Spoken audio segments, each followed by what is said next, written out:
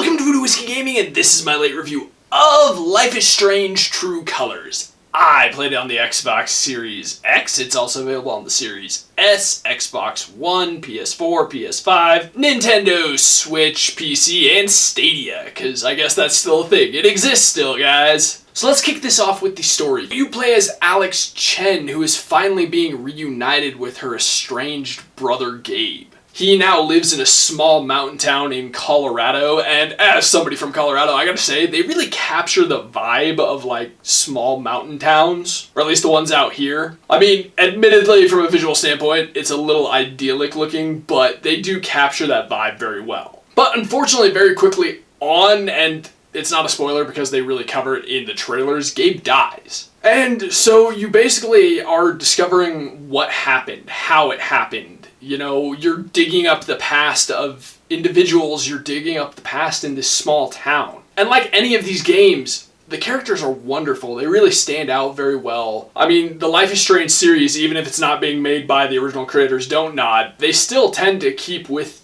the tone, and it does have a slightly different tone from a Don't Nod one, because this is made by Deck 9. But what I do like, and this does stick with kind of what Deck 9 has done previously, as they did Before the Storm, it's a smaller tale. It's not quite as grandiose as something like the first Life is Strange or the second one. It still tells a very personal tale, but it tells it with much smaller stakes than I would say something like Life is Strange 1 did. Which isn't a bad thing, it's a different thing, and it's told in a really good way. Their storytelling is fantastic. I like the way it comes together, and honestly, I will say this, I like the flow of the storytelling in this game more than I did in Life is Strange 2. And I should also point out, because that's just kind of what happens in these games, except for Before the Storm, is the protagonist has like a superpower, essentially. In Alex's case, she can see people's moods as an aura, and she can basically read their thoughts as to what is creating that mood in their life, what thoughts are leading to those feelings, and she can interact with it, and she can help them based on that, or not based on that. She can push buttons if she chooses to.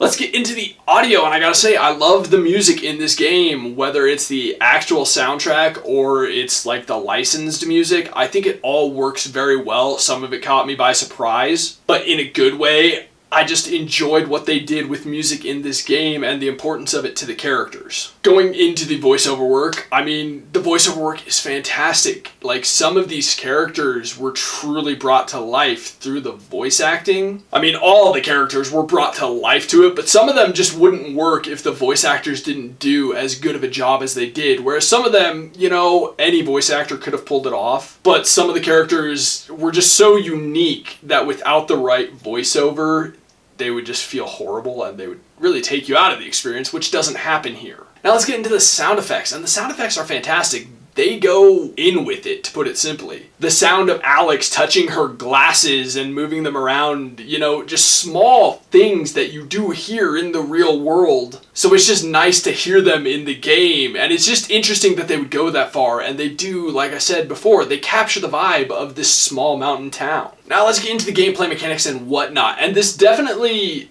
feels much more evolved. I mean, it's very obvious that the Life is Strange games have been evolving, and this feels even more so than before. Although I did feel like there was a little less to do from an exploration standpoint, and yet there was still enough that I missed stuff. But it felt like previous ones had just a little bit more, which isn't a bad thing. It is its own game made by its own company, you know. It does follow the stuff, but it doesn't have to be an exact clone. And your ability to move around the town, your ability to interact, I think is really well done in this game, and it feels very natural. And as I pointed out, Alex has her superpower, and you use that throughout the game to investigate what happened to Gabe, to help individuals throughout the town that you may not realize how important it is. Also, that power ties to a lot of the collectibles in the game, and as I pointed out, there is a good amount of exploration. And one thing that I actually really loved in this game is there is a point in time where this basically turns into a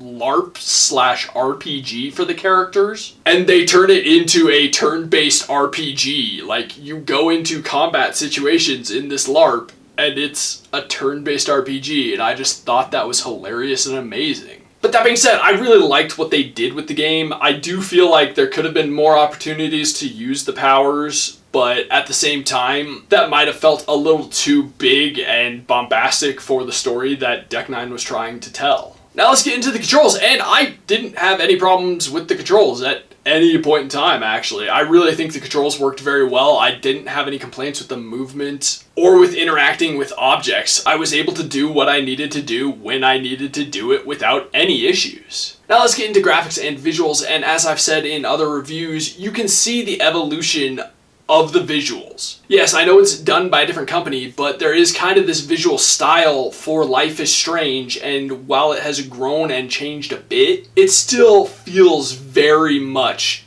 in place with that world. The first game was very, very watercolor, whereas this one still feels like more like a painting than not, and they're not trying to be hyper realistic, but it also doesn't feel overly cartoony, and I think they strike a good balance of having grown from where the art style was to where it is now. And it doesn't feel weird or out of place. As I said previously, I think they captured the vibe of the town visually very well, despite it being a bit idyllic. But it looks good, and it looks like towns that I have been to, so I'm really down with that, to put it simply. And I love the colors in this game. I love how bright and beautiful it is, but I love how they use color to guide based on the emotions. How certain colors are shown for certain emotions. It makes sense, and how it interacts with the world. And to put it simply, I just think everything visually in this game is amazing, and it fits very well. Yeah, I don't have a ton to say about the graphics just because I think they're wonderful. I think they worked very well, so I'm just really happy with how it turned out. So to wrap this up, I think it's pretty obvious that I loved this game. I really enjoyed it. I'm not going to say it was my favorite Life is Strange game, but it's definitely number 2. I think Deck 9 did a great job. I do think Don't Nod's storytelling is just, generally speaking, a little bit stronger, but that's not to say this is a bad story. I know people love to throw around walking simulators, blah, blah, blah, but I love those games. I think this is a great addition. If you love that kind of game like I do, then you're gonna want to pick this game up. If you just want a really great story and you don't care how much action or whatever is in it,